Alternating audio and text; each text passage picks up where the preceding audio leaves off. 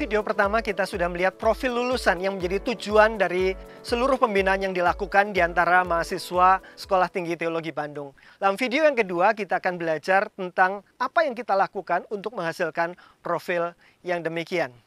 Di dalam buku Discipleship That Fits, tulisan Bobby Harrington dan Alex Absalom, dinyatakan tentang berbagai konteks sosial pemuritan.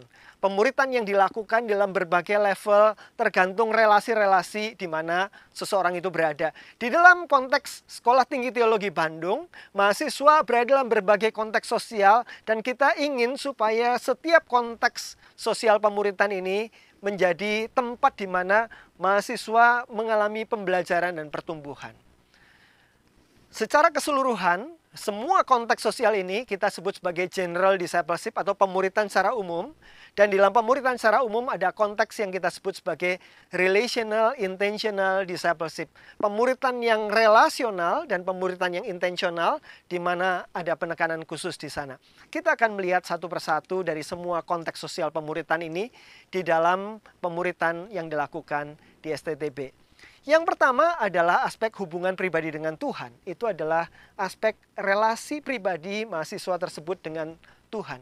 Yang kedua adalah kelompok-kelompok pemuritan di mana dia bersama-sama dengan anak Tuhan yang lain di dalam sebuah kelompok. Selain kelompok pemuritan ada kelompok pastoral. Dua hal inilah yang kita sebut sebagai pemuritan yang intensional dan relasional. Selain itu ada kelompok yang lebih besar yaitu komunitas asrama dan kapel forum pemperlengkapan di mana kita melakukannya secara publik. Baik kepada semua sivitas akademika, bahkan juga seringkali terbuka untuk tubuh Kristus secara lebih luas. Mari kita lihat yang pertama, hubungan pribadi dengan Tuhan. Di STTB kita menekankan tentang satu aspek disiplin rohani, yaitu waktu teduh. Waktu teduh adalah waktu untuk bersekutu dengan Tuhan. Secara pribadi, melalui firman dan doa yang dikhususkan secara teratur. Kita ingin supaya disiplin rohani ini menjadi bagian dari kehidupan semua mahasiswa STTB ketika masih studi maupun sesudah selesai dari pendidikan sampai seumur hidup mereka sampai berjumpa dengan Tuhan. Persekutuan yang indah dengan Tuhan ini perlu dialami. Untuk membangun hubungan pribadi dengan Tuhan ini kita perlu disiplin rohani. Dan kita mensyaratkan setiap jam 6 pagi sampai 6.15 semua mahasiswa di asrama putra sendiri, asrama putri sendiri, mereka berkumpul di seputar lounge di asrama mereka untuk bersama-sama memuji Tuhan dan berdoa bersama. 15 menit saja untuk pendahuluan. Lalu sesudah 15 menit ada 30 menit berikutnya di mana masing-masing mahasiswa mencari tempat private mereka sendiri dengan Tuhan, tidak bersama-sama dengan orang lain, sendiri dengan Tuhan untuk menikmati hadirat Tuhan dan menikmati firman Tuhan. Didorong juga mahasiswa membuat jurnal waktu teduh setiap hari. Saya tahu bahwa ada orang-orang yang saat teduhnya lebih enak pagi, ada yang lebih enak malam dan sebagainya. Tetapi demi untuk membangun satu kehidupan yang berdisiplin, kita semua mengawali dengan saat teduh pagi. Kalau ada mahasiswa yang merasa perlu saat teduh malam, silahkan bisa mengambil waktu teduh sendiri di dalam jadwalnya sendiri. Kadang-kadang beberapa mahasiswa perlu waktu yang lebih lama bersama dengan Tuhan, 30 menit tidak cukup. Mahasiswa bisa menambahkannya dalam waktu-waktu yang lain di dalam harinya itu. Tetapi pagi hari kita bersama-sama berkumpul, kemudian menyebar di tempat masing-masing untuk saat teduh bersama dengan Tuhan. Inilah disiplin yang sangat penting di dalam pelayanan maupun dalam kehidupan rohani. Yang kedua adalah kelompok pemuritan. Selain pribadi masing-masing mahasiswa dengan Tuhan, mahasiswa ini membangun relasi yang mendalam dengan teman-temannya. Kelompok pemuritan akan menghubungkan seorang mahasiswa ini dengan pembimbing, dengan rekan pertumbuhan, dan pada gilirannya nanti kepada orang-orang yang akan mereka bimbing. Di mana seorang mahasiswa memiliki relasi dengan pembimbing, orang yang dibimbing, dan rekan pertumbuhan, maka Robert Clinton dan Paul Stanley dalam bukunya Connecting mengatakan bahwa inilah yang akan mempertahankan seseorang memiliki pertumbuhan dan perkembangan yang sehat dalam kehidupan dan pelayanannya. Diharapkan pola seperti ini terjadi juga sesudah mereka lulus dan ketika mereka pelayanan di tempat masing-masing.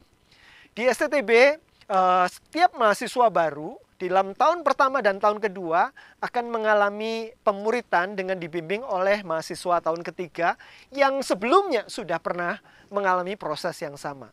Dipilih dari beberapa orang mahasiswa tahun ketiga untuk menjadi pembimbing rohani bagi mahasiswa tahun pertama.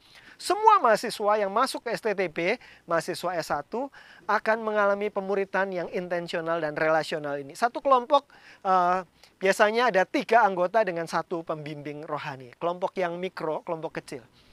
Kemudian para pembimbing ini sendiri juga nanti akan ada pembina yang akan memuridkan dan melatih mereka di dalam proses pembimbingan. Ketika mahasiswa selesai tahun pertama, tahun kedua dimuridkan, ketika masuk tahun ketiga mereka pada gilirannya membimbing adik-adik kelas yang baru lagi. Bapak Ibu Saudara sekalian, bahan yang kita pakai adalah bahan kambium yang meliputi 3 stages, 3 tahap, yaitu tahap berakar dalam Kristus, bertumbuh dalam Kristus, dan berbuah dalam Kristus. Bahan-bahan ini selain untuk mereka pelajari bagi diri mereka sendiri, ini akan menjadi bekal, menjadi modal ketika nanti mereka akan pelayanan di gereja dan di dalam komunitas masing-masing. Kelompok yang lain selain kelompok pemuritan, kalau kelompok pemuritan tadi dibimbing oleh kakak kelas 2 tahun di atasnya, maka ada kelompok pastoral. Kelompok pastoral dibimbing oleh dosen pembimbing pastoral. Dosen pembimbing pastoral ini membangun relasi pastoral mentoring kepada setiap mahasiswa yang masuk di STTB. Berapa panjang durasi mentoring ini? Sepanjang mahasiswa ini kuliah di STTB. Dan seringkali sampai sesudah mereka selesai dari STTB, relasi ini makin terus semakin dimatangkan oleh waktu. Bapak Ibu Saudara sekalian, pembimbing pastoral ini berfungsi sebagai orang tua wali dari setiap mahasiswa yang datang ke STTB, mulai membimbing sejak mahasiswa masuk sampai mahasiswa selesai keluar dari STTB.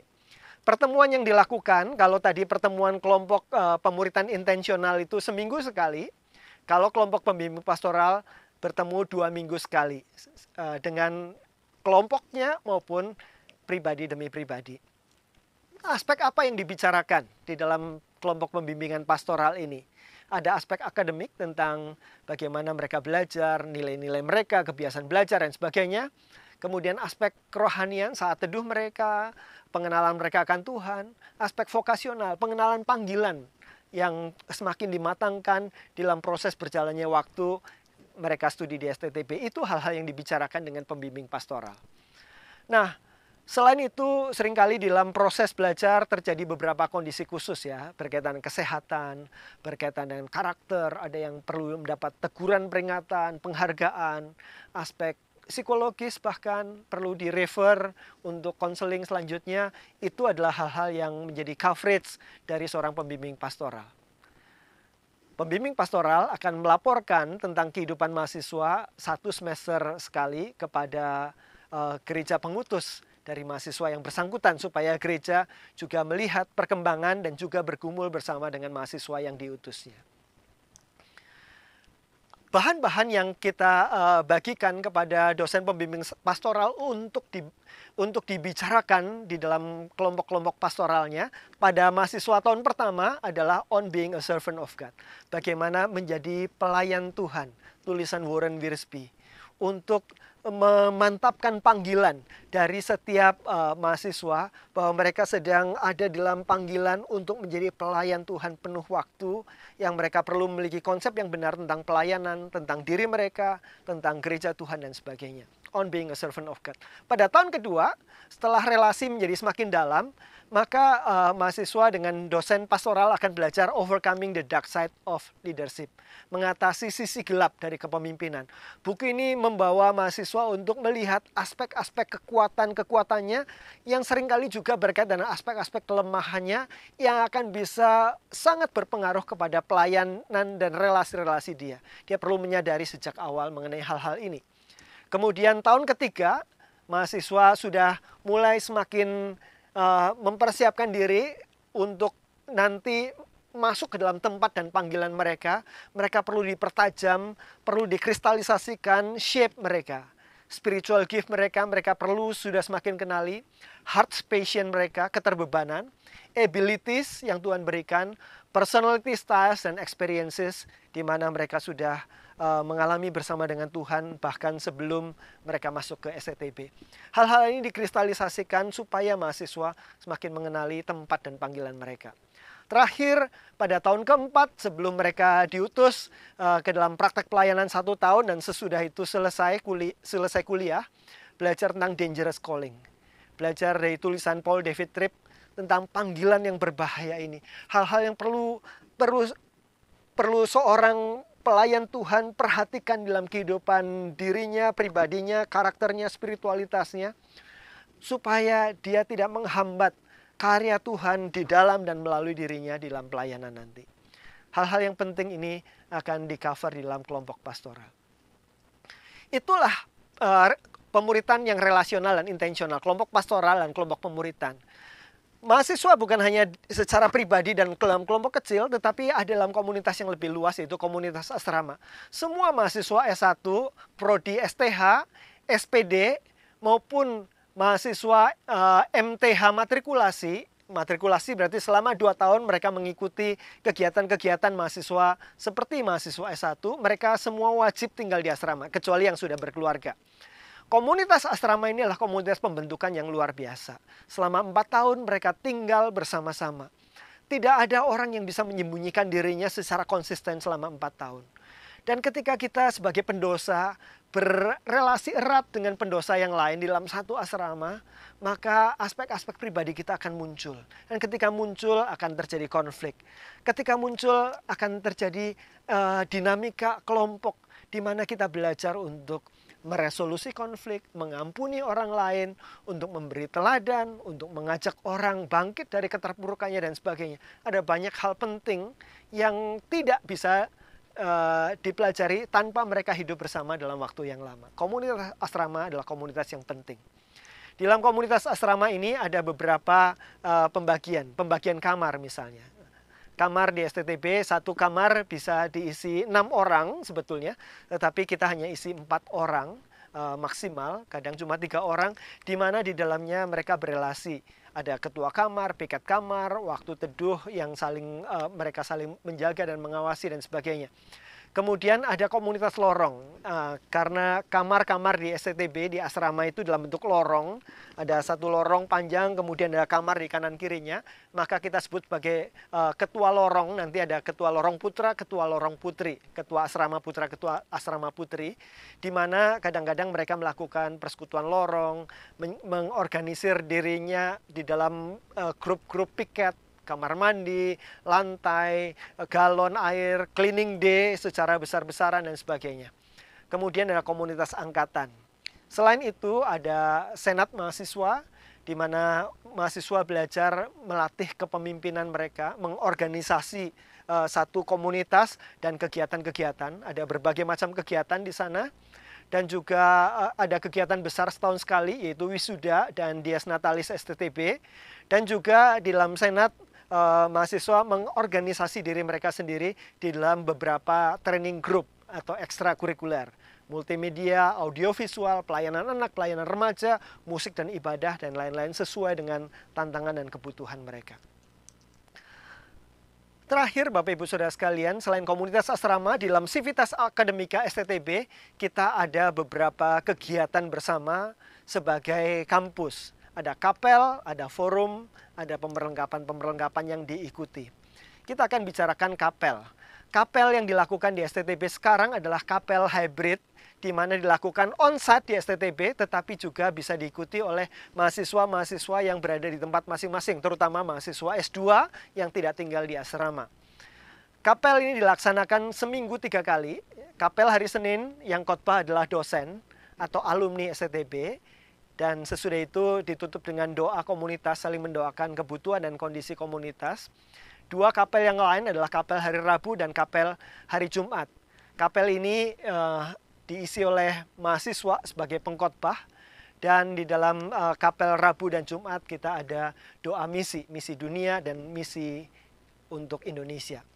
Bapak Ibu Saudara sekalian, kapel ini adalah kesempatan berlatih untuk melayani di dalam ibadah, berkhotbah, memimpin pujian, memimpin doa, menggumulkan tentang apa yang menjadi kebutuhan dari komunitas, firman apa yang perlu disampaikan. Nah, selain kapel, ada beberapa hal yang lain lagi yang tidak bisa saya jelaskan secara rinci di sini. Saya sebutkan saja konseling pastoral, di mana mahasiswa tahun pertama wajib untuk bertemu dengan konselor selama beberapa kali di dalam semester pertama dan semester kedua untuk semakin mengenali dirinya. Dan kalau ada hal-hal yang perlu diselesaikan, dipulihkan, maka semakin cepat semakin baik. Ada konseling pribadi, konseling kelompok, kemudian ada kuliah umum yang dilaksanakan untuk seluruh sivitas akademika. Dari waktu ke waktu kita memanggil narasumber yang berkompetensi di bidangnya, dalam bidang teologi, pendidikan, spiritualitas, pastoral, misi, dan lain-lain. Ada pelatihan-pelatihan yang secara intensif kita lakukan. Ada 1 bulan setelah mahasiswa menyelesaikan tahun pertama, 1 bulan penuh ada pelatihan intensif untuk keterampilan-keterampilan dan aspek-aspek yang diperlukan. Misalnya aspek tentang kepemimpinan, ada pelatihan kepemimpinan. Kita udah pernah bekerja sama dengan HG Institute misalnya. Ada pelatihan khotbah dengan Langham Preaching Workshop. Kemudian pelatihan memimpin pujian, paduan suara, pemulihan luka batin, dan sebagainya. Ini adalah pelatihan-pelatihan intensif yang dilakukan di antara sekian banyak pelatihan yang lain.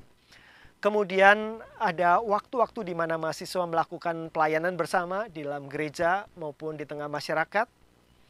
Ada retreat-retreat spiritualitas yang dilakukan dari waktu ke waktu sepanjang mereka kuliah, mulai dari pertama masuk, di tengah-tengah beberapa kali, sampai akhirnya mereka retreat persiapan pengutusan.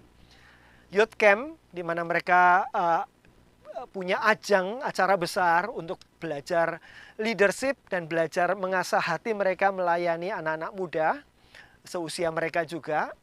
Dan mission trip selama sebulan penuh, tinggal bersama-sama dengan orang-orang yang belum percaya, untuk pelayanan dalam konteks urban maupun dalam konteks rural, di dalam segala kondisi dan tantangannya, supaya mahasiswa bukan hanya disiapkan bagi kebutuhan-kebutuhan di dalam gedung gereja, tetapi juga di tengah-tengah dunia yang membutuhkan kemuliaan Tuhan dinyatakan di sana.